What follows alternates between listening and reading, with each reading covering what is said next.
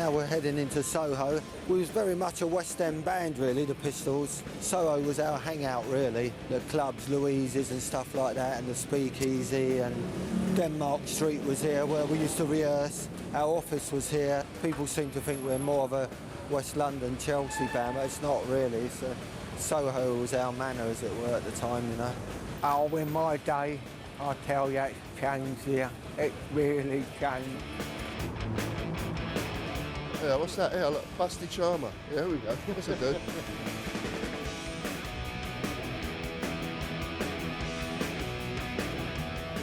Come and meet first floor. No rush. Hot time. I think I might go up there. Got any dough on you? Tenner. I think it's a bit more than a tenner nowadays.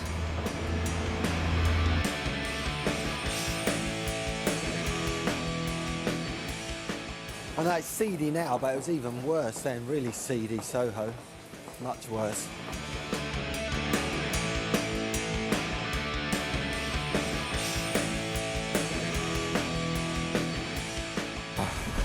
That's better.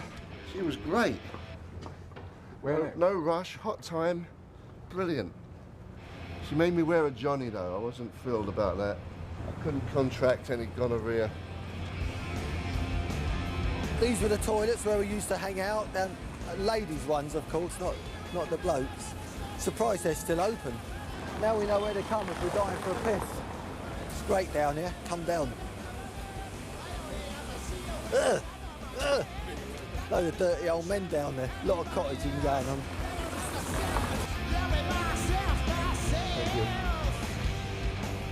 La la la la la la la la.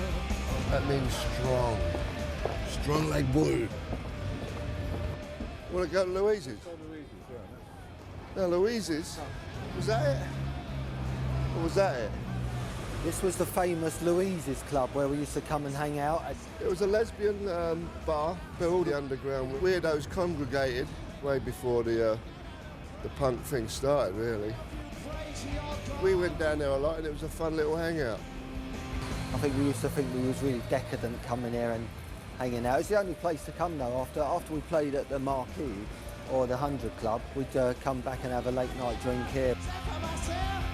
The Marquee Club on Wardour Street was the first show we played where we actually heard ourselves on monitors. We were opening up for a band called Eddie and the Hot Rods, and when John first heard himself on the monitors, he freaked out because he never heard himself, and he kicked the monitors into the audience, and there was a big old ruckus, and we got a bit of press out of it. And I remember the interviewer, some bloke come up to me. That's where this line came from. He said to me, "What are you into?" afterwards, because we all run out, and I said, "We're into chaos." I don't know why I said that, but it kind of stuck. It was one of them punk words. I'm an antichrist, I'm an antichrist. Do do do do do do do do. And then the other thing we was doing a lot was playing other places around London and turning up to play saying we had a support, firmly believing that we were the support band because Malcolm had told us. And he hadn't spoken to anybody about it. We just turned up and we were so convincing in the fact that we were the support band that they let us play. But we hadn't been booked, so the kind of gate-crashing gigs for no money. It's a bit horror sex. I wonder where that phone box was. Now this might have been the telephone box that we did the famous All Squidged In picture in. Might have been. I wonder what the other guys think. I think this is the actual phone box where we took the famous picture actually. Let's try, you'll soon find it. Looks like a red phone box. A telephone on the top there. I think it is it. I think this is the one. Looks like the one to me. Looks like the phone box. No, I believe it was my idea, yes. Thank you.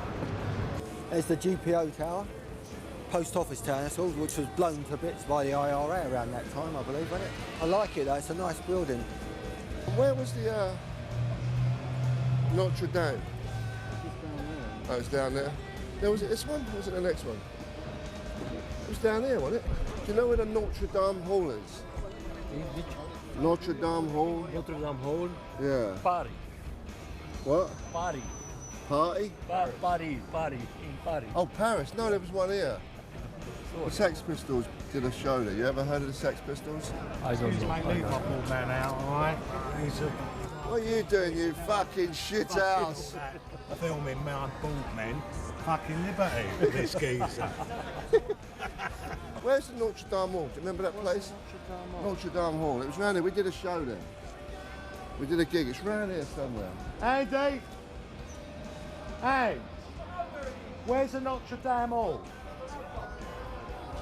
Look, stop fucking about and stand up. Oh, you are standing up. I'm standing up.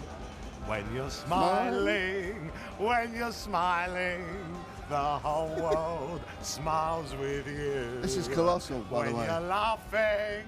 When you're laughing, ha ha ha, the whole world laughs with you. Don't know what I want, but I know how to get it. Where's the Notre Dame Hall? He just fucking skims tickets. He don't know. Huh? Well, why did you call me? When in LA? How long you been here? About a week. I've been busy. Look, can't you see? I'm fucking time hanging about with you, pouncing about, going to fucking What is all this grasses, for? getting spanked. What's up with you? I'm an Antichrist, I'm an Antichrist. So what is the Notre Dame? It wasn't like. Oh, I know where it is. Yeah. it up here? It's a theatre now. Yeah. That's right. 1 second on the left. That's it. Yeah, this was it. This is where I prayed.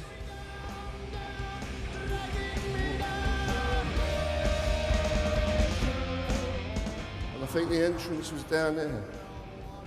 Downstairs, or there was another entrance. We played there once with Glenn, and this is where Sid was introduced to Nancy. He brought her down here for the second gig. What was the feeling straight off? Not good. Bad vibes. And this is when Sid started fucking about with the dope when she came on the picture. But there's another venue that bands don't play at, where we was just picking our own places, which is such a genius thing to do. Strip clubs, churches, prisons. You know, not the norm. And it makes a difference when you don't do the norm, you know.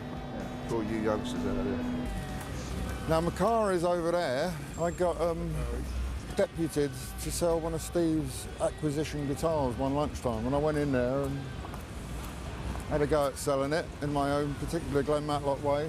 They took ages checking it out. I thought, oh, I wonder what's going on, and the guy's kind of sort of winking at me like that, and I thought, oh, I'll just wait. Next thing, there was a Black Mariah turned up when I'm handcuffed and slung in the back of the thing, because Steve's guitar was even hotter than I thought. And in full view of all the students and my tutor, I was carted off to West End Central. And there's the Cambridge again. We'd always sit upstairs and discuss our strategy with Malcolm and that. Many nights we spent here. Sometimes McLaren joined us, did interviews here, and it's still here. This is like one of the few things that's still here, and it could pass for 1976, 77. It's upstairs we used to go. I'm telling you, this is like exactly the same. This is one of the only things that you will find in this old DVD that is the same. No big arguments with this. Huh? It still looks pretty much the same. Either the owner's a real cheap bastard, or he wants to keep it authentic, one of the two.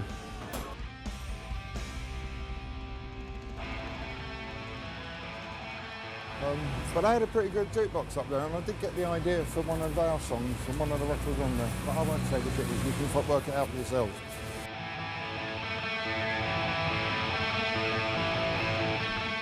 Has it changed? Have you changed it? No, not for only one bit. I'm still an idiot.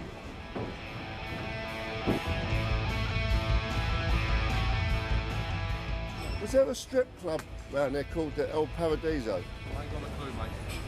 See, told you. Here we are in Brewer Street in Soho. But I'm pretty damn sure that used to be a place called El Paradise where we did a semi-infamous gig. In a strip club, we hired the place for the night. The dancers were in the back room, and we come on for like about an hour, and then it went back to normal as a strip club after that. Had a tiny little stage with the little footlights around, you know, where they used to have like burlesque girls getting their kit off and stuff. We took it over for the night and had a private party. Some of the girls who worked there, and they came in, so they gave us a bit of a strip as well as an opening act kind of thing. Except I think Susie thought she could do it better and got up and did a turn. But it was funny because it was filthy in there. I remember going and setting up for a sound check.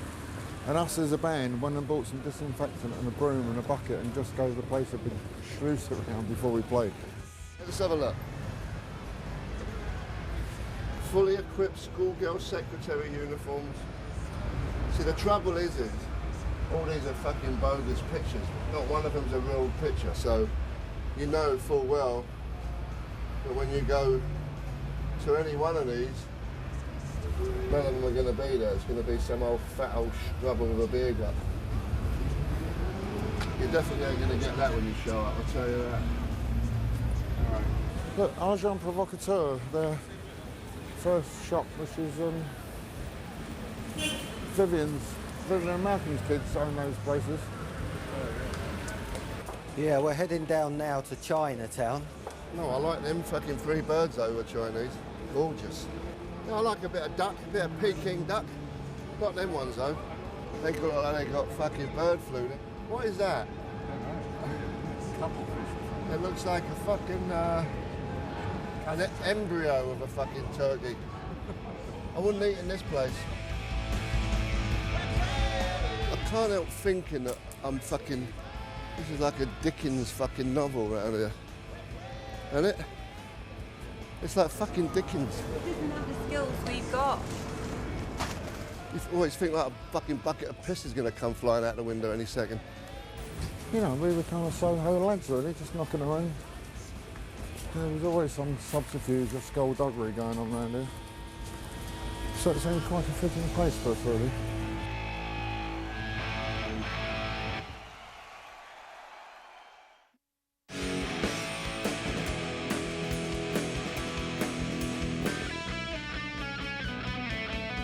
Right, now many as a time I've carried a bass down here and a bass amp and had to lug it up the stairs again afterwards. We played here 3 or 4 times. We started off playing with next to no people here, and then at the end of the summer of 1976 we had this place round with the first ever punk festival.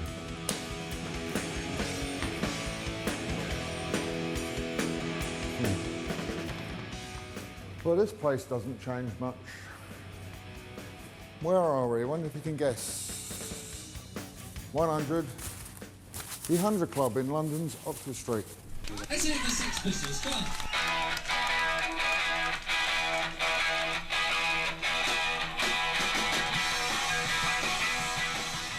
This was my bit. Paul, John, Steve Jones.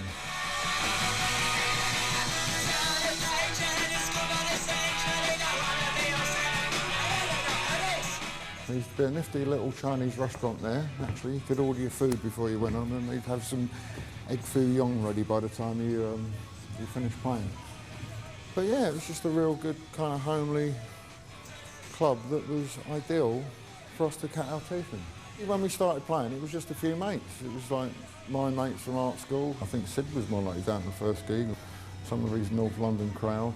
There was people sitting around the edges gawping at us in disbelief at the horrendous racket we were making.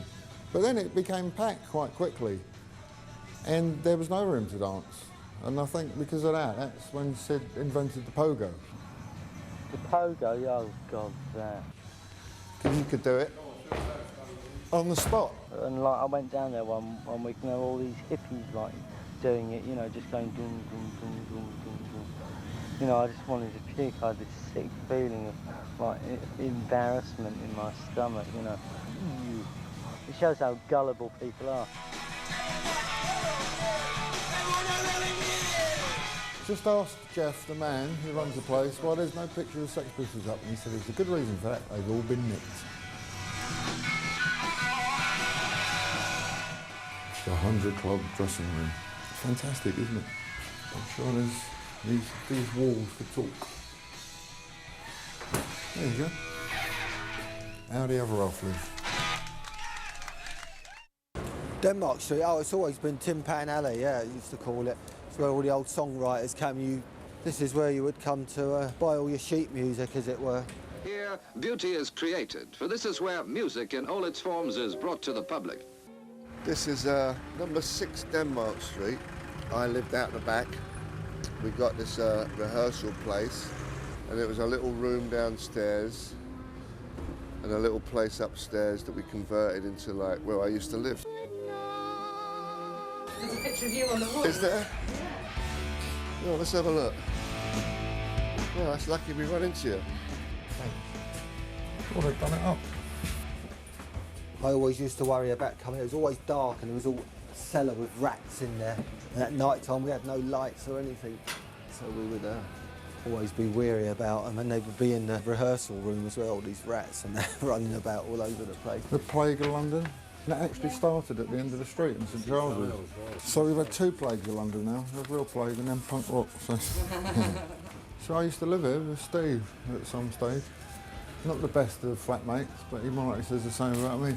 It's all right to come through. Yeah, of course. I'm Glenn, by the way. It's a lot smaller than I remember. This is where I used to live, but we had all cork on it. But you can see where John's done some drawings. Here's me, Fatty Jones. It's just John's likeness of me. I think it looks like me. Cool crap.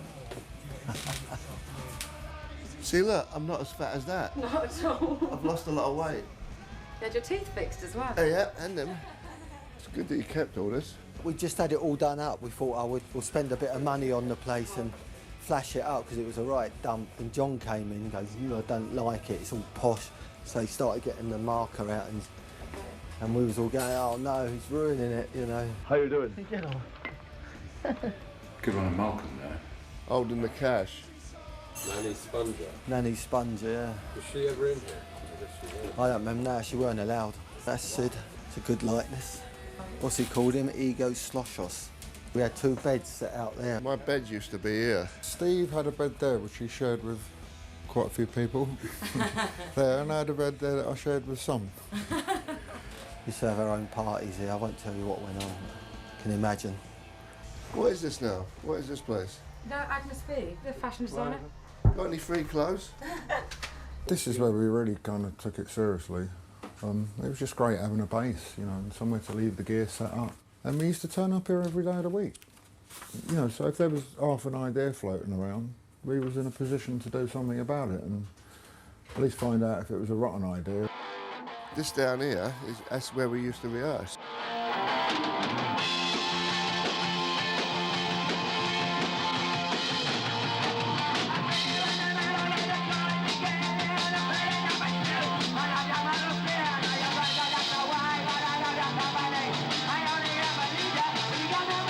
We'd be rehearsing there.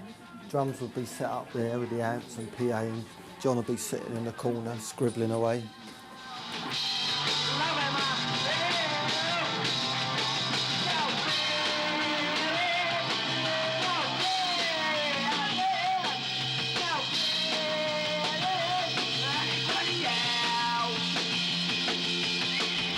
Off we go. So that's Denmark Street. And yeah, it brings back a lot of memories actually. It's almost a tear coming to me. Oh, there's music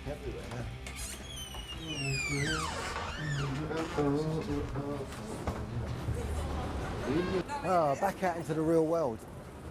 That's what it would be like. It'd be like our own little sanctuary in there, you know, all self-contained and everything, and then we'd come out into Soho and be like, wow, full on, you know. And I loved it. Because I'd come out here and I'd be right here in the West End and everything would look like big and great. That's where I found prostitutes, because all round the other side was all the little entrances with little red lights on, and I would go up there and pay 10 quid and get my end away. There used to be a Wimpy bar up there that I used to go to all the time, I know that. Still love Wimpy's. Remember Wimpy bar? And then Benders, a Frankfurt with a tomato and some pickle in the middle. And a lot of these guitar shops around there, I also used to get a load of guitars stolen, and alarms would go off. We never got caught, you know, did it loads of times. You just get a brick, you pick a brick up and you go wallop, and you just know where to just take it all off. You have a van. Or straight across the road. Or You know, yeah, that looks familiar. See, look, he's the only one who's got the things on the front, so you can't smash the windows anymore. Malcolm, well, he shit himself initially. After the Grundy show, we didn't know nothing happened, but he was like panicking. We've got to get out of the studio. He was running, the police are coming, the police are coming. I'm going to complain to ITV. We didn't know nothing about it, and we were staying at Denmark Street at the time. Me and Steve were staying there. We woke up in the morning, all these press were banging on the door. Do you know what's happened? We're going, well, what? He goes, it's all gone mad. We was looking at the papers, all the headlines.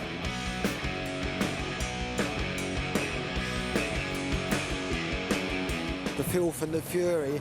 We were running down Oxford Street and they were chasing us down here. Like, we ended up in Dryden Chambers, you know, our sanctuary. Man in the barricades, you know, like keeping them all out, shutting the doors and everything. Oh, it was crazy times. You wouldn't believe it, honestly. This used to be Dryden Chambers, would you believe? That is now Clark's Shoe Shop.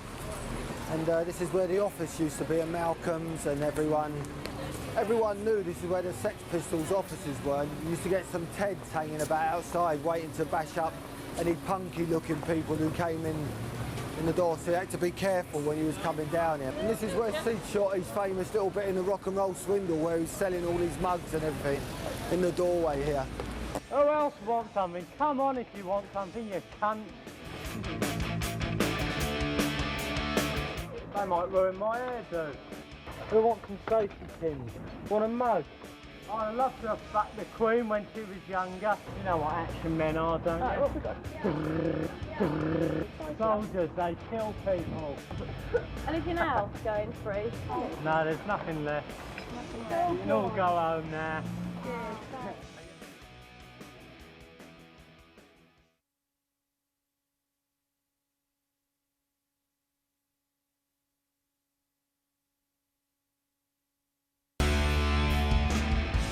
Now here we are at St Martin's School of Art, where I attended in about 1973, 74, and then I left in the summer holidays of 74 because I got involved with the Sex Pistols, and as you can see, we did our very first gig here. They put this up a couple of years ago as a kind of mock tribute to us. They asked me to unveil it, that was quite nice. But what happened was, nobody wanted to be social secretary that year, so I came in and booked our very first show here, the first day of term, and then went to the bursar's offices and said, I'm not coming to do your degree course, I'm joining a rock and roll band. And I thought they were going to say, oh Glenn, please stay, and they didn't. They went, oh, all right then, so I was a bit scuppered after that. The gig itself was, I don't even know if it quite qualifies for a gig. We only got to play about 4 numbers. We were supporting a band called Bazooka Joe, and the deal was I'd arranged that we used their equipment to save lugging it along the street because we didn't have a van or anything. And then about half an hour before we were supposed to go on, they decided they didn't like the cut of our jib and wasn't going to let us use the equipment. So we had to go and back to Denmark Street, trundle all our stuff down, get it right up 6 flights of stairs in the rush hour. So we weren't happy, and they weren't happy with us because I think they perceived us as some kind of a threat. So words were said. Then after about 4 numbers, somebody pulled the plug on us. And it just led to a big kind of punch-up, and that was it, really.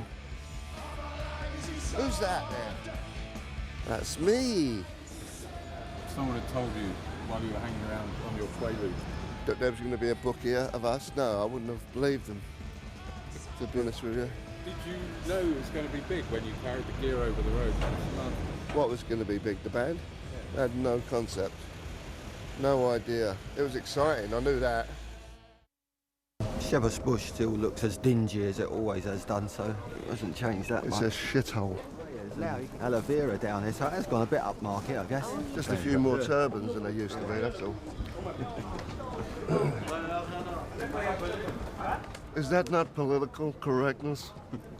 Get the... Pretty liberal. That's it, get them in. Get the turbans in. There was a shop down there called Stewart's where we used to get our tonic suits made. It was this Jewish tailor. All the skinheads used to get our suits made up for about 10 quid. Look, cassettes. Who the fuck has cassettes still? Snide ones, isn't it? Did you used to buy cassettes? Didn't used to buy anything, mate. That's how it's done. Hey? So it's how Just like that. Just like that. Look at that funny thing up there, look. Look at that up there, look. So where did you two meet then? He went to Brackenbury School and I went to Flora Gardens. And I think when we were about 10, we used to cross paths. Like, he used to go one way and I went the other way. And I don't know how we first ended up talking to you. Well, you only lived round the corner from me, didn't you? So we was kind of bound to... Our mums knew each other as well, so they were friendly and so... And we were in a similar fashion, I guess. When the skinhead thing started, we were both into that before we kind of met, I think, weren't we? Yeah, but we both went to the same secondary school anyway, didn't we? It's like coming down memory lane, isn't it? It used to be called Christopher Wren School. This is where we went to school, me and Paul. So that's secondary school. And when they started making these lists of schools, this one came... very low. Very low on the list of schools in the whole of the UK. So they brought a new headmaster in and changed the name to Phoenix to give it a facelift. And I think it's been really improved since he got here. The reason I think it was so rough, because there's an estate over there called the White City Estate, where there was a lot of Herberts. There was a lot of nutcases came from there who came to the school, you know. Was it a mixed school? Did I shag and eat the birds, is what you're saying? Is that what you're hinting at, Julian? I can't say that I did. I lost my virginity when I was 13, and it was in Battersea Park. Watch out. Here comes the headmistress. It was in Battersea Park when it was a fun fair, and I fucked this bird over the miniature railway, over the Flying Scotsman, when it was in the garage. I don't remember doing any birds here, though. I remember nicking a car once, and I thought I'd show off and come to school in it. And I was showing off, like, you know, no one our age had cars then, and I wasn't paying attention and smashed into this other car. And I just remember getting out and legging it over in the White City Estates. And I thought, oh no, it's all over. But for some reason, no one ever reported it or anything. It was the weirdest thing. It was the best thing ever. I actually kind of like going to school. Yeah, we had such a love. I mean, you was away a lot of the time, weren't you? Yes, in other schools. We are in Shepherd's Bush, and this is a place called Stamford House. They've got some trendy name for it now, Safer Community Division. Basically, it was a remand home that whenever you get nicked and you had to go to court, they'd hold you in here. It was juvenile. It was a juvenile place, and I think I was in there like. I think it was 3 times for some reason. I remember coming back here. But Paul used to wave, him and Jimmy Mackin used to come and wave to me. You used to have windows there, actually, you could see out, and he'd be up there like that waving, oh, help, help. Oh, this was it here, that's right. And we'd just like come and have a laugh and scream and shout while we was there, you know, until he got pulled away, I guess. You know? Yeah, look at it. You must have made you feel great, wouldn't it, seeing us outside here? Well, I'd rather be on this side right now than in there, I'll tell you that. It wasn't very nice. It was a bunch of other kids who always wanted to have a fight with you. Bring back happy memories, eh? Horrible. We'd always cut through here to the, coming from school on the way to the pie and mash shop. That's a bit of pie and mash? Yeah. Oh, come on, let's go.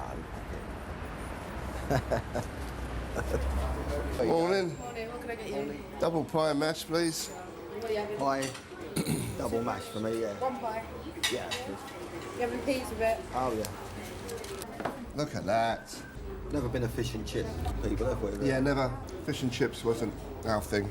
We used to come here for school dinners, actually. Nobody used to have school dinners when we was at school, so we used to just about make it in the hour, didn't we? Run down from school and have pie and mash and then skip back. And is it owned by a relative of yours? Cooks? No, I wished it was. Yeah. It'd be handy if it was. It'd still charge me, though. What is it about pie and mash, Steve? What is it about pie and mash? Don't talk to me right now. I'm in heaven right now. A lot of people think it's unhealthy, but it's not. It's actually a meat pie, mashed potato that's got nothing but just mash, and liquor, which is like parsley sauce, and I believe it's potato water. Yeah. Secret recipe. They'll never tell you what it is in the liquor. But you know, and it's really filling as well. When we were kids, we'd come down here, wouldn't we, stuff ourselves. I mean, this was a. And it's good this value. was a tenner for the two of us, you know, and 2 teas and all. I like it. You come in, you order it, you sit down, You got it right there, you don't have to fuck about waiting. It's quick, instant. You know what I mean? Cures all ailments. It's comforting.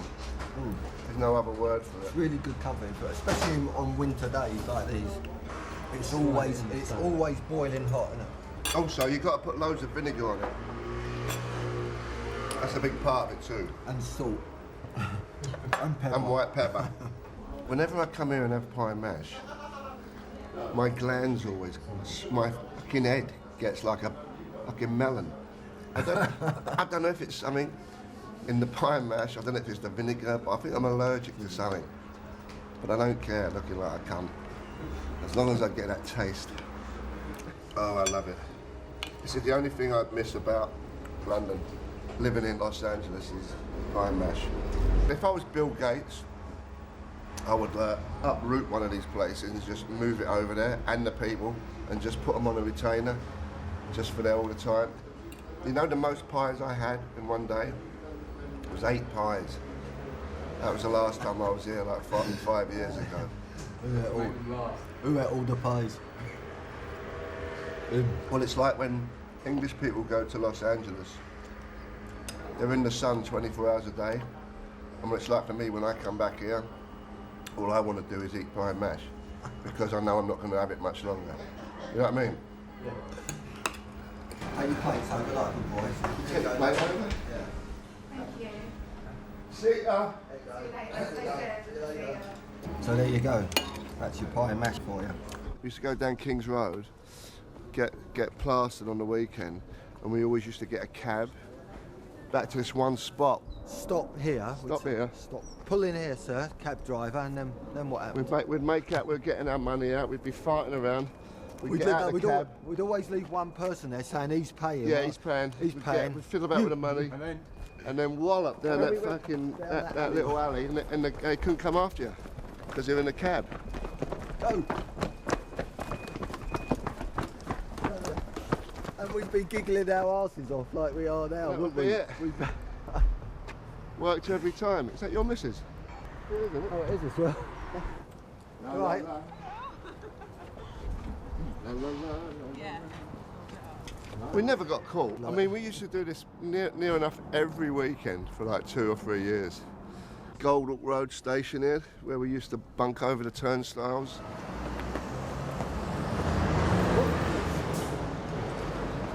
We get the train a lot. You know, you could just jump over them back then. In the old days, there would just be a ticket connector, wouldn't there? Right, so how did you get past that? Just walk through, run through. Just say, oh, the mate's And they got had these wooden ones, and you could just jump over them, no problem. I mean... You got permission to... Oh, yes. Yeah. Yeah. From London Transport, yeah. Okay. Yeah. So it's impossible now. Yeah, permits. Permits. See them, please. Yeah, we've got permits, yeah. See, this is like not now, you can't film anywhere, you know what I mean? You have to have a permit. All over bollocks. Whatever. Bucket permits. Piss off. Now you've got bleeding cameras everywhere and you can't do nothing now. It's much more fun being a tearaway back in the late 60s, early 70s than now. I mean, you never paid for a tube ticket, you just jump over.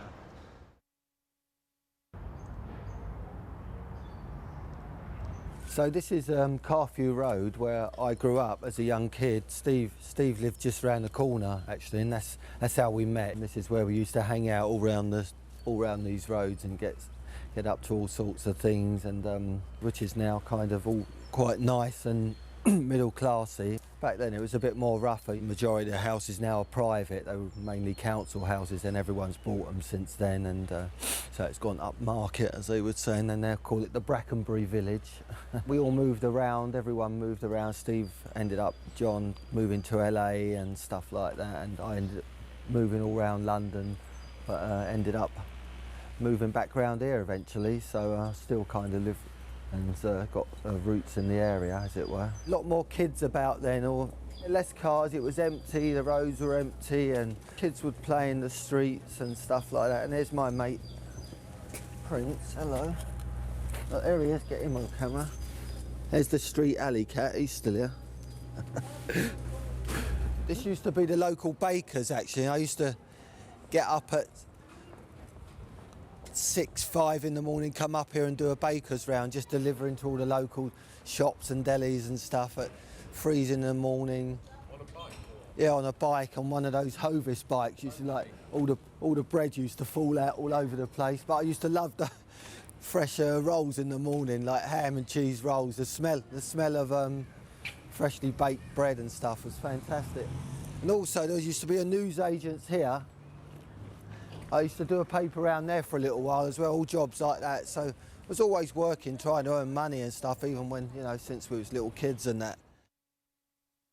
13 Benbow Road. Yeah. Nice. First of all, I used to live down here on a camp bed at the bottom of my mum's bed with a carsy out the back, one toilet, and we used to have a bath in a tin bath that we used to fill up with hot water.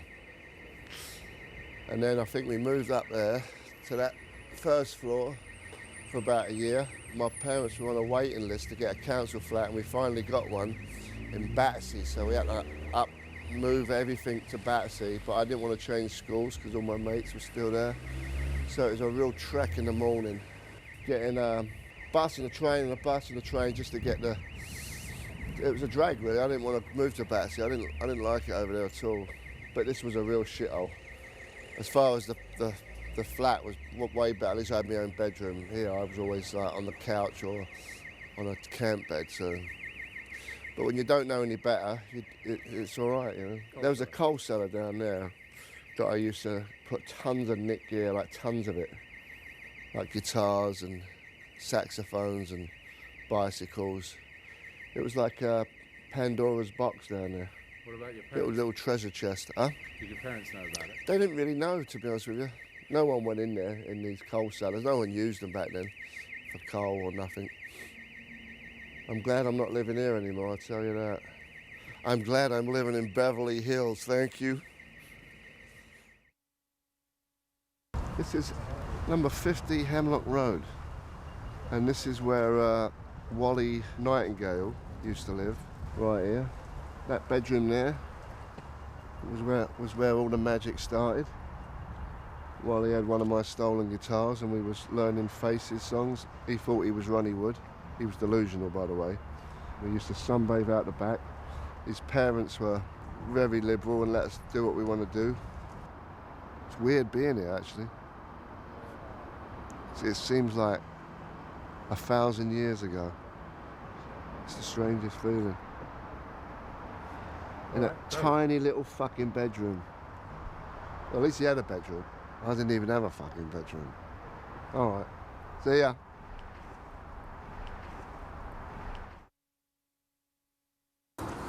Well, this is Hammersmith Bridge. The river was a big part of our lives, really, growing up around Hammersmith. These pubs over here we used to go into, the Blue Anchor. My nan used to live there, and I lived with my nan when I was really young. So I was always around there, this area. We used to watch the Oxford and Cambridge race here. Everyone today, not just here at Putney, but all over Britain, and however old, is either Oxford or Cambridge. We get on our Richmond, bikes. we get on our Nick bicycles and drive up to right up to Richmond. Really. Ham, all past that way. So it was a big part of our lives, really. And this school over here, St Paul's, was a real tough school. And I used to go in, and when I used to play rugby, and nick all their money out their pockets while they were playing rugby.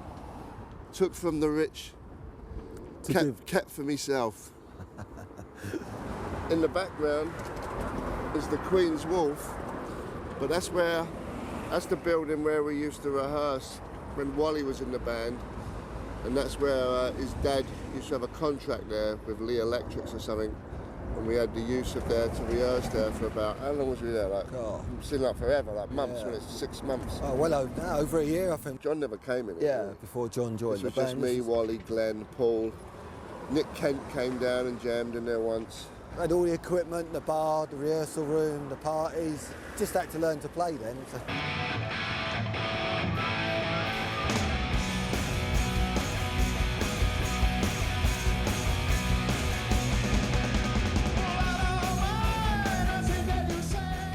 Well, this is Riverside Studios as it is now.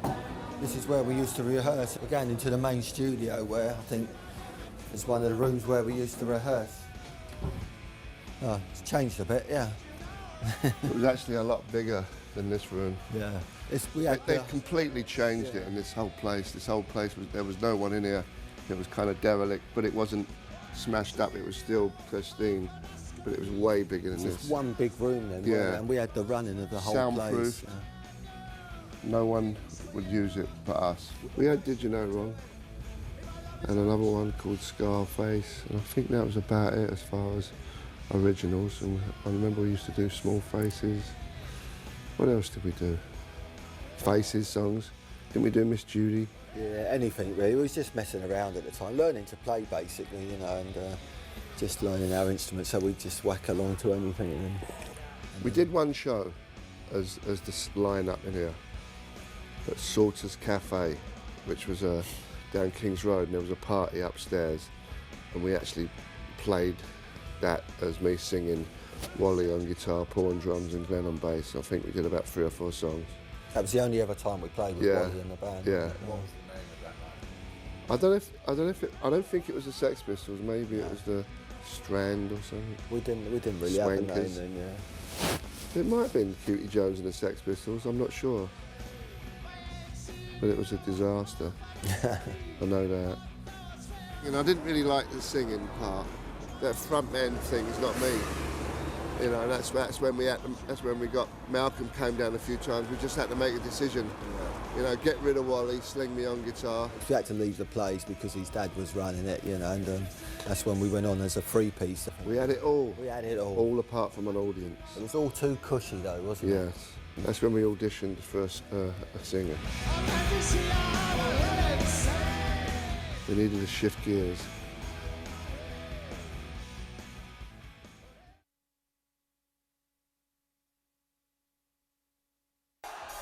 Watley Coomery, now Budweiser. The Americans have taken over. Without Malcolm McCann, the Pistols would be either in jail or working in a brewery or... This is the old Watney's Brewery where I used to work. After I left school, I started an apprenticeship here, which was for 5 years it was meant to be. I stayed for 4 actually. And while I was here, we used to be rehearsing all the time, so I used to come and do a day's work from 7 till 4, then shoot straight off to rehearsal. It would be a full day really. I'd just be getting home and I'd just be exhausted at night time. When we was at Riverside Studios, it's handy working in the brewery. I used to supply everyone with a beer. We used to get big kegs. I used to come round here, managed to get a keg out, so we'd have a supply of beer down at the studio, which was always handy as well. It's kind of one of those jobs where you've done it, you had your apprenticeship and you'd be here for life, but I hated it really, to tell you the truth. I couldn't wait to leave. It was just like freedom when I left, you know, and joined the Pistols. It was great. It was like a bit like a prison to me, tell you the truth, you know. Well, the day I left Watney's actually was the day we had a gig at Chelmsford Prison. I walked out of Watney's for the last time. I was leaving, had to get straight on the train down to Chelmsford. We'd been having a few drinks all afternoon because I was leaving, and I was pretty pissed by the time I got to Chelmsford Prison, which was a pretty riotous gig anyway, and I think I ended up just falling off my drum stool at some stage during the gig. So that was quite a memorable day though, because it was so great just to leave this place. I was like that, I was off. See ya.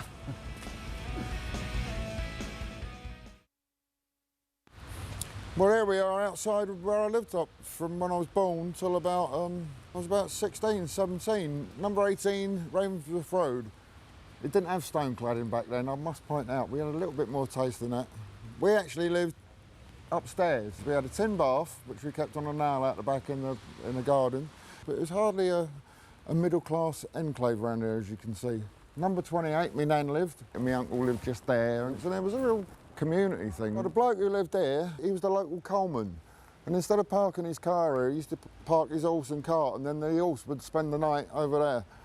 So there was always a nice big pile of horse dung outside here. So when he was playing football in the street, you had to make sure you didn't get your plimsolls in it. They weren't trainers back then, they were plimsolls. So there you have it, Ravensworth Road, Kensal Green. Hardly the most salubrious place in the world, but it was home, and I liked it. We're outside Princess Frederica Church of England Primary School, which I came to from about 1960 to 1966, 67. Ain't changed much really, and it was kind of quite an interesting area back then because we're just up the road from Ladbroke Grove, and it was one of the earliest kind of mixed race communities around here. I mean, half the kids here were West Indian extraction, and in the summer you walk down the road, everybody'd have their windows open and there'd be all blue beat pounding out the windows and stuff, so it was quite sort of funky and happening in a way. And then I remember some of the older guys, you know, it was the birth of the hippie kind of thing going on down the Portobello Road, so there'd be guys walking around with bell-bottoms, you know, and Afghan coats and all that. I was always aware that there was something going on, that there was other things in life other than the 9 to 5 and the straightness of the life that your mum and dad foist upon your shoulders. There was a big fog, I think it was 1963, it was like the last of the pea supers. I remember walking down the street and you couldn't see your hand in front of your face. We didn't get fog, that was too expensive for Shepherd's Bush. Didn't get out this far. All right. Ooh. London fog was a clothesline. I never liked it. We're here because this was the last place that I had my last pint with Sid, and I think Sid had his last pint in the UK before he went to the States. You know, there's a lot of history. We were both bass players in the Sex Pistols at separate times. We was not supposed to get on, but we kept bumping into each other around here because of mutual friends and stuff. And we were sitting in, not this pub, but another pub down the road one day, and Sid said, well, you know, what's all this about we don't get on? I said, well, we're sitting here, aren't we? He said, well, how can we prove it to other people? And I said, well, how about doing a gig? And he went, oh, that's a good idea. 2 or 3 days after having the discussion, we did a gig at the Electric Ballroom. It was like a one-off thing, the Vicious White Kids. And it was just about 2 days before Sid went to the States for the first and last time. And we had a pint in there to discuss the gig and say ta-da to each other. And I think he was some kind of born frontman. Nowhere in the league of John, you know, in terms of being a lyricist at all, but we was just doing covers, so that didn't even come into it. He just wanted to have a go at trying to do something outside the Pistols somehow, you know, and be Sid Vicious. What a shame such a lovely team has to play in this environment. You know, it's cold, isn't it? It's impersonal. Now, I grew up on Benwell Road, right, in my early youth, which is the road this site is off of. We had 2 rooms, 6 of us lived there until I was 11, and then we moved to 6 Acres Estate, which is the other side over there, Finsbury Park. At that time when we were that young, we had no indoor toilet. It was an outdoor loo, open to the public. Now, I never thought that was a bad thing. Nobody around here did, because everybody lived the same way, and it was all right. It's this, you know, from that is a juxtaposition of events, and I don't see the in-between. I don't see the logical progression. I think this is disassociated with what actual real working class people had to grow up with around here. How am I supposed to relate to this? I grew up being an Arsenal supporter since I was 4 years old. I don't gather this one at all. You are my Arsenal, my only Arsenal. You make me happy when skies are blue. You know I love you, I'll always love you. But fucking hell, who took the Arsenal away? No smoking on the premises? Fucking hell, needs torching. That new emblem, right? I'm sorry, I grew up a proper gooner. Look at that plastic fucking cannon made in Italy. That's a joke.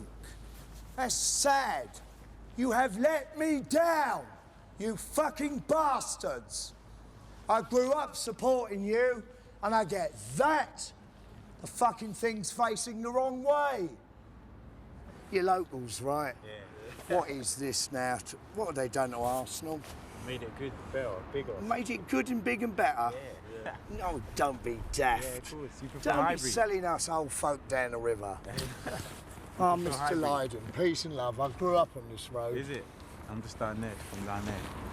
Yeah. I've seen him before on TV. Oh, doing something saucy, I hope. This guy, man. Odd. And that used to be a girls' school. That's where we used to go, like, sneak in and look in the windows at the frilly right there. Yeah, I did do some time for, like, getting caught there. What, in prison or just detention? Detention, yes, no, juvenile, the whole lot. That's what it's like. So, innit? Young men, grow up. Nice to see you nice. Thanks for that. All right? Yeah, take it easy. Yeah. This used to be all bomb site area. You know, after the war, they never repaired it. And we grew up like tinkering with broken, blown up bits of things. And it used to be all right. I got bitten by a rat there once and had to have a serious tetanus shot. But then I got bitten by a rat just about everywhere around here. That's how it used to be. I'm not saying that that was a good lifestyle, but God, we used to like each other as people, and they've turned it into this wasteland, right? Look at it.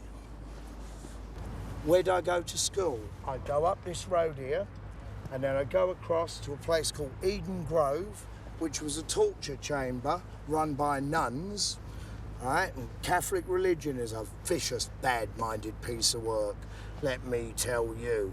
All right, I mean, I had many illnesses when I was young, and I'm not really healthy anyway.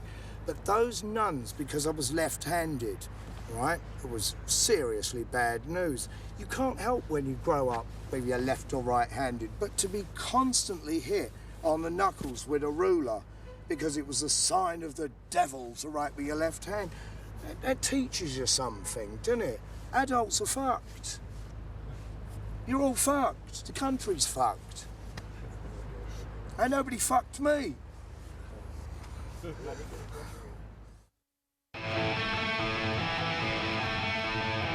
What was the King's Road like? It was great. It was like I was just drawn here. Every day I'd come down here, just see what was happening, you know.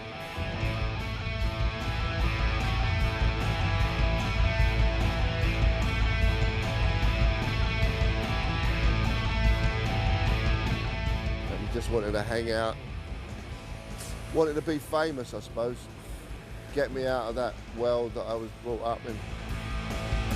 I remember Alcazura's, Mr. Freedom, great gear trading company, which I broke into a few times. I actually got arrested for that because I'd give a bunch of the stuff to the kids round in Battersea, and the old Bill saw them all dressed in this flash stuff and asked them where they got it. And of course they said me, and they come and got me.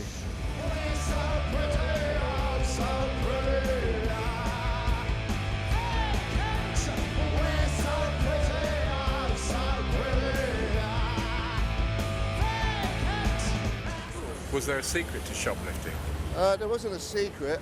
I know, I was just very good at it. I just didn't really have a lot of fear about it.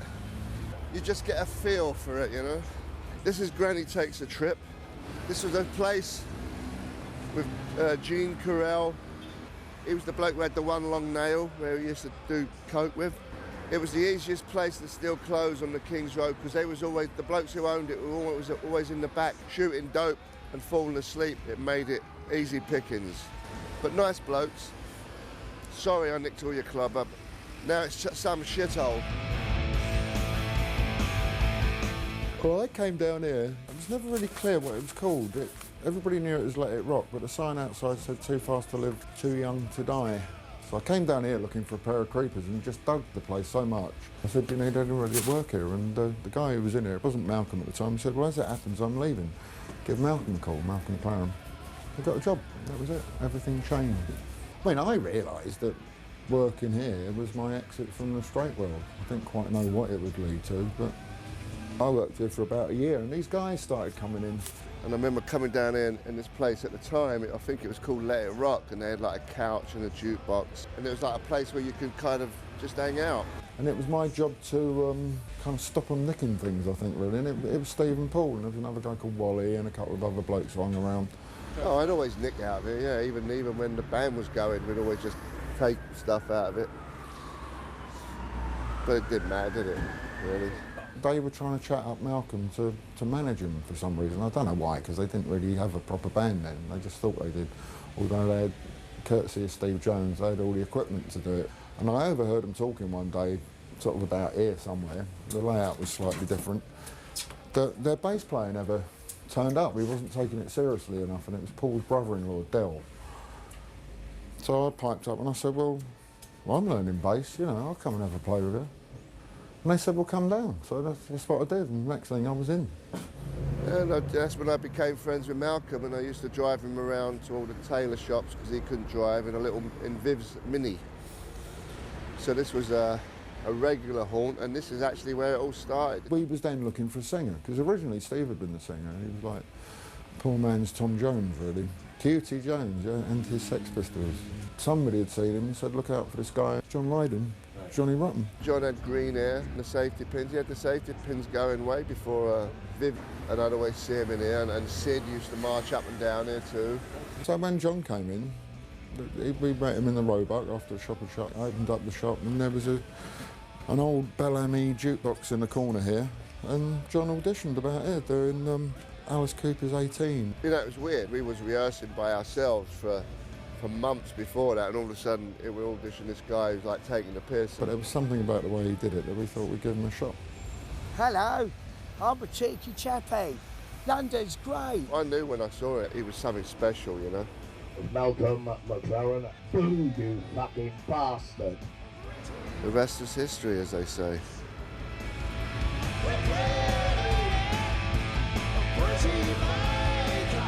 After a while, they changed it and it became Sex. The shop was called Sex. How funny. Malcolm and Vivian owning a sex shop. They knew nothing about sex, nothing at all. So rank amateur. And Malcolm and Vivian started doing like bondage gear and stuff. I mean, there was all crazy characters coming in back then. It was fun to sell rude, you know, basically kinky sex gear to newscasters at the time, because they didn't care then. London was different. Blokes like that may be on the TV every night of the week, but they didn't mind about, you know, their more excessive kinky habits. I remember a bloke coming here once, he was asking the price of like rubber stockings and all that, and he had this big long sort of rubber mat on. And it transpired he was fiddling with himself, you know, while talking, and then when we announced the price of the most expensive item, he went, oh, I've got to go. And there's a little trail of his seed on the front. But this place was buzzing, mid-70s. It's changed a lot. No vibe down here.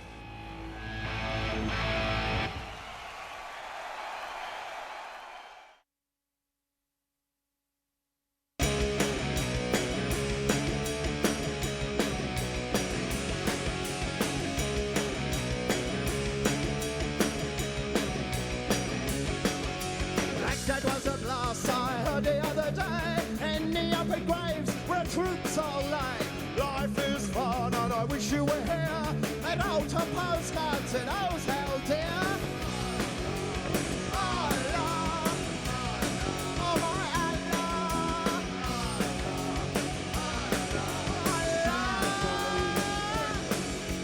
Allah. Let me explain this flag.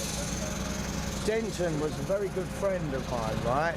Not my best friend, but the bear we knew him as, right? He did security for the Pet Shop Boys, and the Russian promoter managed to drive him into a tree and then into a river, and he died in Russia. So this is celebrating his death, because there is no death, there's life after. If Denton's anywhere, he's looking after the pearly gates for the rest of the herd. Have you heard? We are the word. You know, you've always got to remember your mates and things. Things like a death of a mate really, really hurts. It's the same way I felt when Sid kicked the bucket, you know? When I did the Filth and Fury thing, I mean, those are real tears in my eyes. And many people said, how can you do that, cry on camera for your friends? If you can't cry for your friends, what life you got? Heaven is on this earth, I think. A fat 50 black, and this is my back.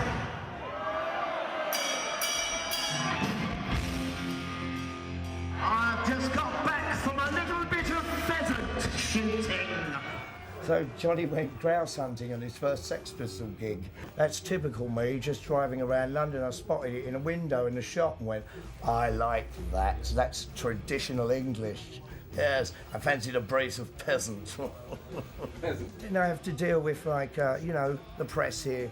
I'm thinking I'm advocating hunting. I'm absolutely against hunting or the slaughter of animals for any other concept other than food. All right? Nothing on this earth is there for our amusement to kill just purely for amusement's sake. You know, it's politicians I'm hunting.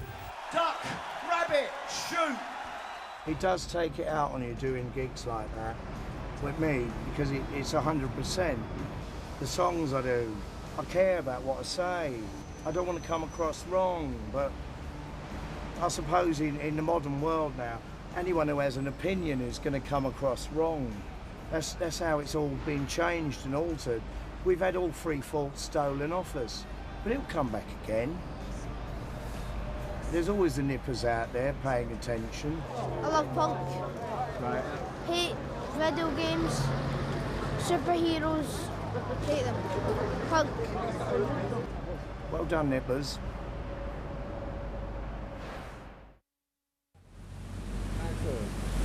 And there we are, quick shoot up the road to Islington, and it does what it says on the tin. It's called The Screen on the Green in Islington. It's a cinema most of the time, but I suppose in about early 1976, we played there. We was friends with this guy called Roger, who run the place, and we was looking for slightly bigger places to play. And he let us play there after the films had finished on the midnight special and The Screen on the Green. We let the Clash support us on the proviso that they build a stage. And they said, sure, we'll supply a stage. And they said, no, you get it wrong. It's not that you supply a stage, that you actually build it yourself. So they had to build the stage. And it was some kind of penance for doing it. So we was keeping them like that, you know, really. But how we ever got on stage with something that Mick Jones had put together, I don't know, you know. So was there a rivalry between you two bands? It was kind of good-natured rivalry, yeah, I think. On my part, anyway. We went on stage, John went to sing, and he caught his tooth on the microphone. The next thing, his cap had gone in the front row, so there was like Susie and Berlin and Billy Idol all scurrying on the floor looking for his tooth, you know. Sorry, I lost my tooth. That gig was like so absolutely fucking incredible that like my group, the Flowers of Romance, we just could never be as good as that, and there's just no point being second best. And like I was thinking of not being in a band anymore then, because like I thought, how can you equal that? That's the best gig I ever saw in my life. 5, 4, 3, 2, 1.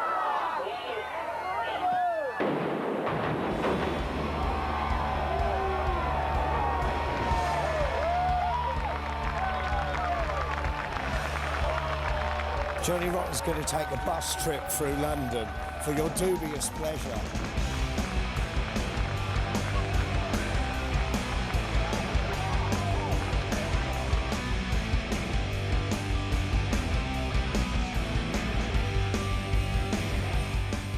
London's changed, right?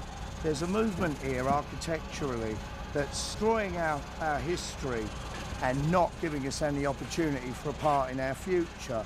There's enormous buildings with foreign interests going up left, right and centre that do not relate to us as human beings. Come to sunny London in November. It's fucking great. The only good thing about this town now are the drugs, and there's none available. Oh, God, I'm doomed. As for drugs, just say no. That means more for me. That's Chelsea XC. It's nothing but apartments. It's a fucking shopping centre. Shopping scheme, that's what, is that? Come shop with the shed. I mean, for a gig I wrote, Your Future Dream is a shopping scheme, I didn't really think it would turn out to be an actual reality. Maybe I was the catalyst that spurred this on, and it's all my fault after all. A couple of good things happened at the airport. But the funniest thing was at the passport control, the bloke was a Mohican. This I find amusing. How things change, and now a Mohawk is like an acceptable immigration officer. Life's strange. And it all comes down to it. It points out it's just hairdos after all, you know.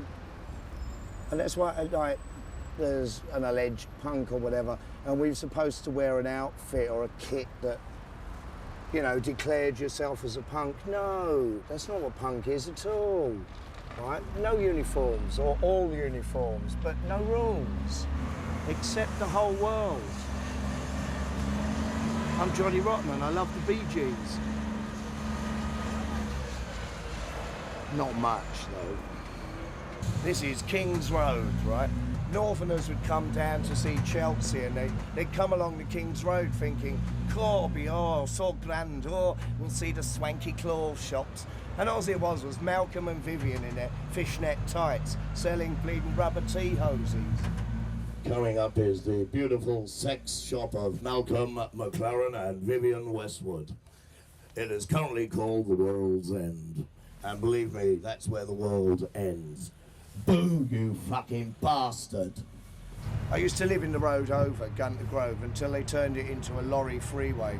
This was considered posh when I was young. This was like moving up from Finsbury Park to this swanky end of King's Road. Yeah, that's seriously was like me doing myself, you know, the social networking. That's like 2 rungs up the ladder, I thought. No, it wasn't at all. It just meant I had to spend more money for less. But all my friends like to visit. We're heading towards London's fabulous River Thames.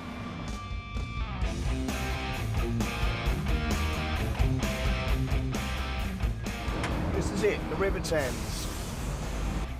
Look at that ugly, ugly fucking building. Look, it looks like 2 testicles without the willy, doesn't it?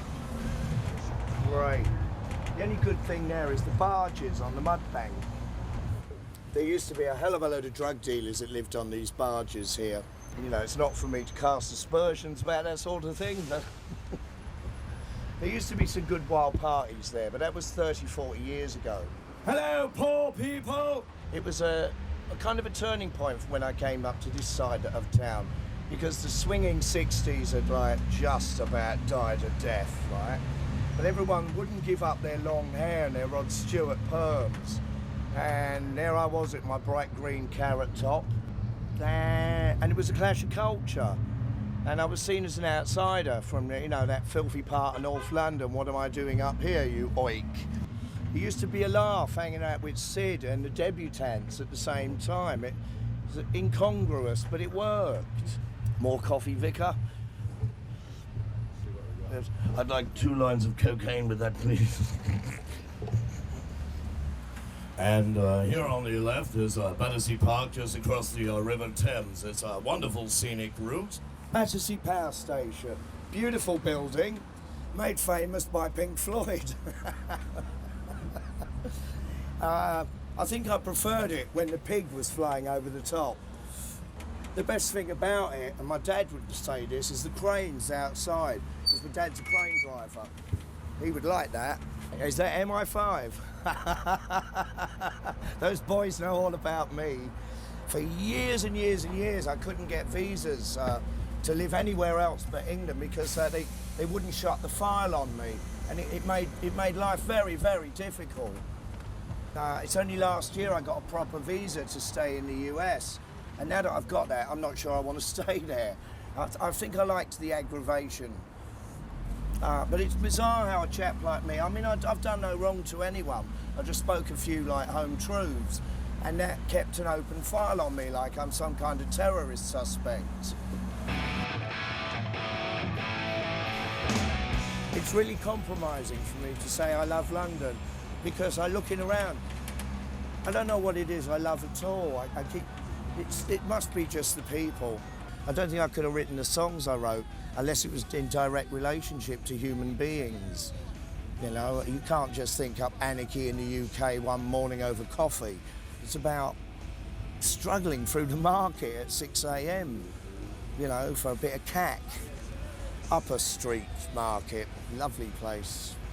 You could buy broken plates of china there for 20 quid a whole set with a 1-chip saucer, hence the discount. In fact, my whole early life, I don't think I knew anyone that didn't have chipped teacups. You know, now that's considered, you know, ill health and disease spreading. Architecture does matter, but architects, I think they might be the problem. They cause these dilemmas. Every social unrest really is down to an architect. Every council flat badly designed, that's an architect that made that. And we have to then grow up and live in that environment and feel like rats in a cage. And our only chance of a night out is to come to areas like this, to go to the posh clubs, where of course they don't like us. Posh clubs owned by architects who built the council flats we come from. They're murdering the place. Hello, poor people. Hello, poor people. I kind of agree with Prince Charles on this. Hello. Hello. How are you doing? Oh, fine, thank you. There's nothing wrong with Georgian terracing. It's very nice. It's part of our culture in a weird way. And I'm all for being a part of the modern world, but not when we're left out of it. That's Pimlico train station, right? A subway. But the building on top of it, I mean, that's a penitentiary, isn't it? It's the lock-up house for the loonies. Houses of Parliament, my God. Hello, poor people. Hello, poor people. Nothing but cunts in that house. The cunts are in the house. I used to think voting might change something. I learned it don't. They're all a loss. Labour, Conservative, Democrat, Republican. Got to get rid of the whole lot of them. They're all liars. They're dirty old men, and they're usually what? There's at least 2 a year caught for some kind of child buggery. They're worse than the church politicians. Probably the same people. They all end up wearing dresses. Where's all the police? Oh, they're all undercover, of course. They're dressed up as tourists to fight terrorism. So daft, so British, so polite. Hello, poor people. I agree with you, mate. Yes, get them Arabs out of Iraq. Bloody hell, sort the place out. The home of democracy. And this lot caved in to George Bush and took us to Iraq. You know, no thank you. Guy Fawkes got it right. Poor old Guy Fawkes, a misunderstood comedian. But at least he got an occasion out of it, you know, Guy Fawkes night. That's been like a celebrated, like, part of our culture for a couple of centuries at least. And it's an important part of our culture. We celebrate the fact that Guy Fawkes tried to blow up the Houses of Parliament. But champagne socialism has now turned it into, oh no, you don't want to mention that anymore. Let's call it Halloween. What's Halloween to England? History's important, warts and all. It's funny, when I was in school when I was young, it was the one subject I loved most was history. And I used to row at the teacher a lot because I didn't believe what the books were saying, and I was right. Be nice to stop off in a pub and have a pint, you know? And now take a look, right? After that lovely Houses of Parliament, you got that opposite. Do not tell me that's a compliment. It's rubbish, it doesn't usually work. It's horrible when you go up there. There's nothing to look at, a load of office blocks. It's a bicycle wheel without the tyre. Blow it up, blow it up, blow that up. I don't like anything so far. So it's urban chaos. It's just one huge traffic jam. You can't get anywhere, no one speaks English. It's a wonderful town. Blair's Britain. When trumpets blare. When I was young, right, this is what we used to do with some saucy girls that used to work there, you know, servicing the MPs. Used to get a pint of lager there for 1 penny, right? It was brilliant. It was the best place for drinking late at night. When the MPs really let their knickers down. Oh, they're all wearing frilly ones. This is when we did the famous Sex Pistols on the river in the Jubilee. This is where the police started pulling us up, right outside the Houses of Parliament. It was supposed to be an amnesty of 36 hours, all pubs open, everyone partying, unless of course you were someone like me. They chased us down the river, arrested everyone, but I managed to get off because some very nice policemen who were looking for Johnny Rotten asked me where he was. So I quite happily pointed out to Malcolm McLaren and Richard Branson. I was ever so pleased to see them carted off. You know, I'm no grasser, but when it comes to fucking up Malcolm, he's over there. It's everywhere, right? And it's pervasive. I mean, that's a roundabout, right? And they plonk that in the middle so you can't see the other side. Surely that's like, you know, criminal. Blow it up. You don't have a view anymore in London. You're lucky if you can see 30 yards. Here's some lovely colours coming up on the left. Now, I'd like to say that's hideously ugly, but what I'm wearing's far worse. I mean, my God, what an atmosphere does that create? The best thing about around here is the hole in the ground. And watch out for police enforcement cameras. This building's pregnant. Look at that. Isn't that lovely? Well, enough of my moaning. I think it's about time we found a building I like. Stop at a pub. Stop at a pub. God, I love English pubs. I'd like a quick Guinness, if you don't mind, Julian, and a definite pebble dash in the toilet. Yeah, okay. Joke, you can't smoke in a pub no more. Wow. When they're going to ban the booze? Because that's the next step, isn't it? It really is prohibition. Rules are for fools. But the good thing about rules is you need them first to know what they are, and then you avoid them. It doesn't work the other way around. Like anarchy, it's a mind game. I mean, Malcolm jumped on that. He thought, oh, anarchy, oh yes, we can sell that. I think, you idiot. It's done as a laugh. It's knees up Mother Brown. Britain's a culture that's continuously changing. Immigration has gone on in this island since someone got on a boat and came to it. But there's a Britishness in it. Every race that comes here ends up being British. I know that because I'm Irish. I mean, I grew up like Irish immigrant parents, you know, in a heavy Jamaican, Irish, Greek, Turkish, multi-mixture race called Arsenal, Finsbury Park. The concept of racism was always in other areas. I mean, we had to grow up and muck it in together. It was a melting pot. And it was really hard to go outside of Finsbury Park and have to deal with the concept of, oh, you're one of them mixed lot. You know, like this was a bad thing. It was astounding to us. You see my mates, it's all races catered for, all right? And we don't view each other as aliens. And you come up to swanky Chelsea and it's, you know, the separation techniques. Divided we fall. One world, one race. But can we all speak English? Love me England, I love me Britain.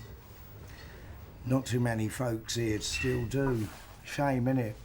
Expat, I'm more loyal than anyone. This is the Queen, Mum. Loved her smelly knickers.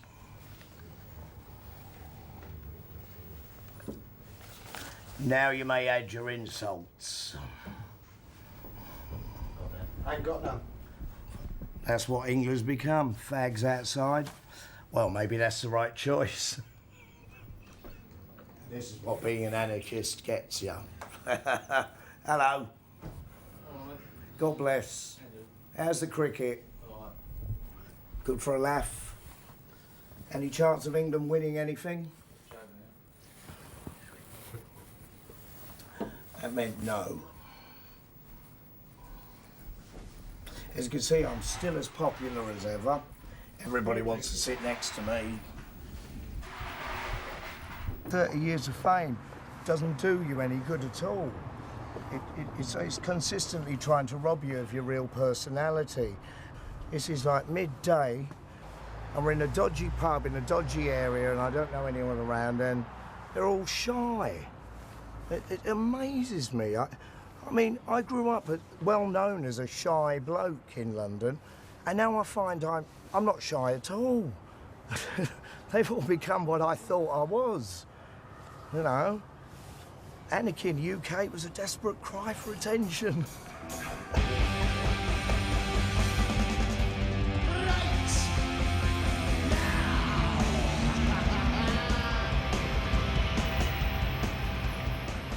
Many called this London Bridge. Whatever the Yanks bought originally, they They moved to Arizona, I do believe. What they thought they were buying was Tower Bridge. It's a glorious concept of architecture, this one. It really is. The way those, like, you know, roads open up. Novelty. It's really clumsy architecturally. It really is an ugly thing. But I love it because it's so British. Ugly. You see this glorious thing here, right? Lovely old stone. Now, what is that? What is that? What they've done to this town is kill the culture. We know that's an alien object, right? It doesn't belong. And you cannot see that lasting, say, what, another 100 years? There's no chance of it. None at all. And that, look at that. What's that? A lopsided fucking scooter helmet. It's, ugh. It's wrong. Blow it up. I can't relate to this modern shit.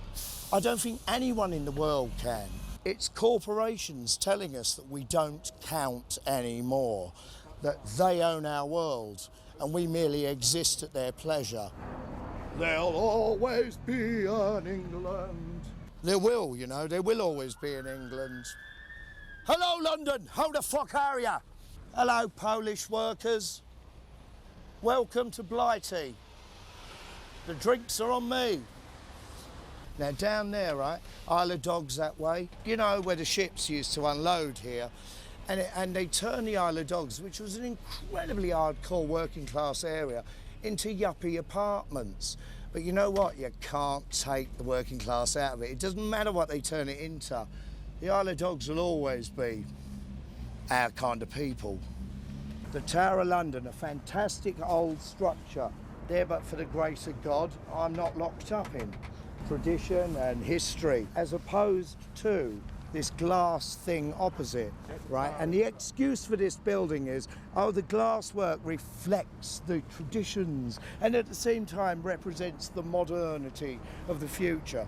No, that's an ugly looking thing with a lot of pipe work. That doesn't reflect anything, except it tells us whatever my culture suffered through the bastards that used to run the Tower of London has been reduced to a new load of bastards running London in glass fucking houses, you know? And these are the cunts throwing stones at me. Cheap.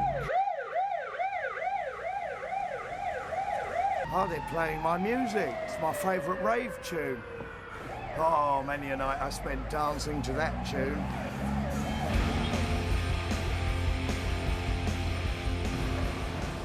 Look what a horse's arse London's become.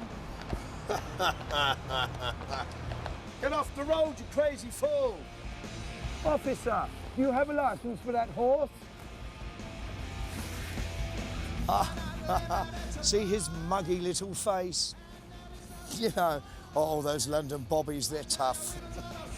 Fighting terrorism. All in the name of the Empire. Follow you, John. Follow me? Yeah. Proper gooner then? From just seditionaries and sex and all that. You're joking, and look where you end up. Fucking lovely. Go to Louise's. Oh, then you're well into prostitutes and lesbians. Good on you. Yeah, good laugh them days. Still is. But London's become muggy. I don't know what's happened to it. Fucking champagne socialism, right? I see Malky bottled out of the jungle. Oh, of course he did. When's that bloke ever committed to anything? Yeah, I remember him well. Yeah, fake. See you Peace later. and love, sir. Cheers. See, regular people. This is. I like that about London. You can just talk to blokes working on sites, and that's how it should be all over the place. You know, no class distinctions. Look at that. That is a coffee percolator. What is that building supposed to serve at? And look at the narrow road it's down. It's what? Look at Lloyd's. Lloyd, bloody hell, all your piping's on the outside. That's awfully obese. I mean, that's unfinished, isn't it? It's like a gasworks. That's another carbuncle on the horizon. Bloody hell. Have you ever taken an amplifier apart, you know, and you look at the insides? Well, there you go, there's a concept. Like I say, does anyone know who that gentleman is? Hello, can you help me out? Who is that gentleman there? Does he represent anyone traditional? Oh, don't speak to me, sorry. Officer. Even the police don't pay attention. What a mellowed out town. Fucking hell. He looks like George Bernard Shaw, and he was Irish. It's the Duke of Wellington. And he's not wearing a pair. Look, he's got no wellies on. See, there's British history. Lord Sandwich, he invented the sandwich. Wellington, the Wellington boot. I mean, we're a pretty industrious lot, aren't we? Rotten, what did I come up with? That belongs in Japan, not here. It's in the wrong fucking place, you idiots. It looks like the side of one of them dreadful cruise liners that does them Caribbean specials. Blow it up, blow it all up, boom. It's so ugly, it's so antisocial that it just makes me really bloody angry. Guy Fawkes, oh my God, we've learnt from you. Oh mate, you are not missed, you are celebrated. I still like that idea of pizza cutting it with the flats being demolished. I've travelled the world so many times and I'm seeing all identity being crushed in every single country for this, like, name of what? Modern, cold, calculated commerce that just wants to sell us crap and wants us to take crap and shut up and enjoy it. There are so many cell phone company shops in London now. It's bizarre. Record stores are closing down to sell cell phones. For what? Who are you going to ring? There's nothing to say to anyone anyway except, bloody hell, what are you doing tonight? Oh, nothing, you know. Oh, cool. London's full of people outside in the street smoking cigarettes or on a cell phone or both at the same time. It's not friendly anymore. At least in this part. But then again, I don't think it ever was. Round here, it's always been about commerce, but with no sense of values. Welcome to beautiful London. We're in downtown. I think it's the bank. Well, there's a bank somewhere nearby. You got better on that. But there's also this glorious avoidance of the wondrousness of the Bank of England and the beauty of a £1 note. This is St. Paul's. Break your neck. See, they've cleaned this up too. But in a weird way, I liked the stone all dark. It meant something. It meant it was substantial and stood there for a long time. Polishing it up like this makes it look like Disney World. Removes history. Leonardo da Vinci paintings in the Vatican, they want to clean them up and take the grime off. I mean, I'm sure the bloke, when he painted them, was well aware that they would deteriorate over time. Well, isn't that the point? Things are supposed to. Look at my face. In 30 years, it's most seriously deteriorated. Am I recommending a facelift? Certainly not. And I don't like to see it happening to old buildings. The point is that they're absorbing life. Things are supposed to shrivel and die eventually, but with grace and dignity. Look at the structures. Look back, please, right? It's a carbuncle of ideas, isn't it? You know, ode to a Grecian urn, really. Keats reference. God, I'm too good. You got domes, spires, pillars, cornices, and none of it matches. What a shame that it doesn't have matching clocks. Now, if that was an American designer, there'd be a clock on each pillar. I like them old statues. Statues do mean something. They are focal points and they do get you talking. It's always nice when there's a good statue at the end of the road. Fantastic that the Nazis never managed to blow this building up. My wife's German. I love her very much. She doesn't want me to be German. I don't want her to be English. We're supposed to be different. It's what makes us count in the world, that we are different. Those differences matter. It makes life enjoyable when you travel the world to see different approaches to life, different structures, different meanings and attitudes. Do we want the whole universe to become one big shopping mall? You know? A Britney Spears universe. And we know how mediocre that is. If I was a true anarchist, I would recommend Britney Spears to everyone, but I'm not. So carry on buying your Clash albums. Hello, poor people. Hello, poor people. Hello, hello, poor people. That might sound arrogant on the camera, but the people I'm saying that to, they know what the gist in this is. Because I'm still poor people. I mean, I did this bus ride today thinking like, oh yes, great, they'll always be in England. And I'm ending up really depressed by what I'm seeing. It's gone wrong, all right? We've got to take this back off these silly sods. It's the Americanisation of the universe, isn't it? Sooner or later, Britain will become a shopping mall for American tourists. And look at this, look, more glass structures, bloody ugliness. How long's that thing gonna last before the rust sets in? These are saucy, like, corporations. They're building these things as a statement, almost like oppressive, domineeringly. It's like, bugger you, we don't give a fuck about you anymore. We'll do what we like. Hello, sir. Are you building something ugly? Yeah, destroy the city, yeah? Fucking joke, innit? There'll always be an England. No, more poles on the outside. There's more poles in London than in Poland. And that's just on the buildings. Hello, disassociated peoples of the world.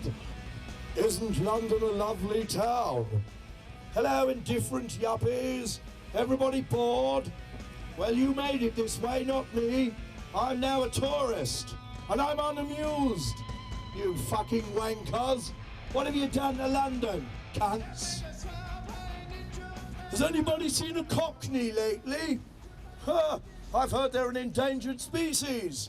They're going the way of the white baboon. Look at you cunts. You're all like clipped budgies, stuck in your fucking cages. What's happened to London? Hello, London. Do you still exist? Is there a London anymore? Is there a London anymore? It's bollocks, isn't it? Bollocks. Cunts. Where's my England? I want it fucking back. Cunts, cunts, cunts. Yuppie bastards. Hello, workers. Building a new carbuncle. Thank you for destroying my country, blokes in suits. Anybody got a life in this town? Does anybody care anymore? Does anybody give a fuck? Is it worth it? Up the Arsenal! You are my London. Get back to work. Come on, you got some more cell phones to flog. Spot a real estate? Got a yuppie apartment in Westminster for me? Super. Fuck off, everyone, for no reason at all. Fuck off, fuck off, fuck off. Is swearing antisocial? Words like fuck, cunt and bollocks, right? These are regular words to us. We grew up with them. It's the way you use them. It's the way now modern yuppie sport fucking bastards come down and try to reuse them. It is offensive when I hear a middle-class wanker go, oh, fuck off, right? It's wrong. Got a life? Have you got a life? Have any of you got a life? Have you got a life, sir? Have you got a life? I bet you got a wife. That means you got no life. That looked like a policeman. I should be careful. Who built that? Who built that? I want my money back. Who built that? Blow it up. You want a bus ride? Hello? Hello, poor people. Well, we're still following the police horse's arse. Right, that's how far we've gone. We've been beaten by a horse in traffic. In the middle of London.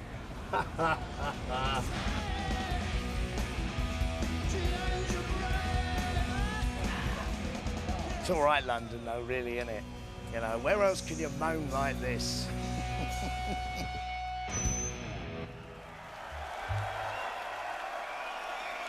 I hate heights, I really do, but this is all right. I'm okay with this today.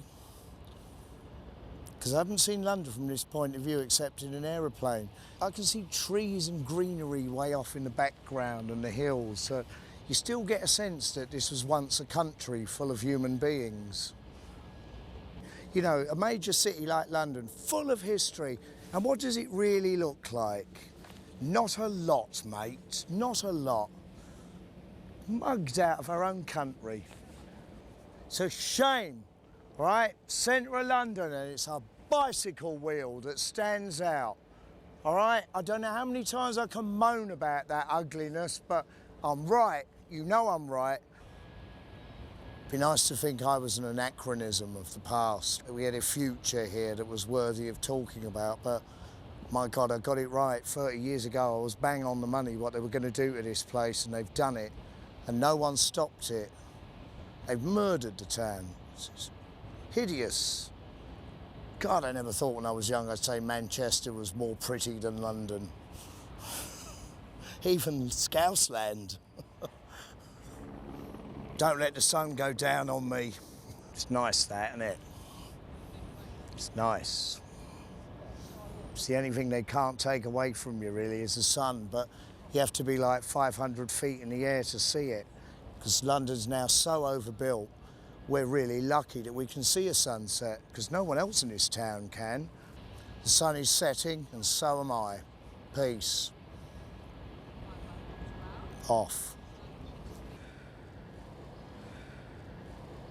Teetering on the edge. Well, fuck it.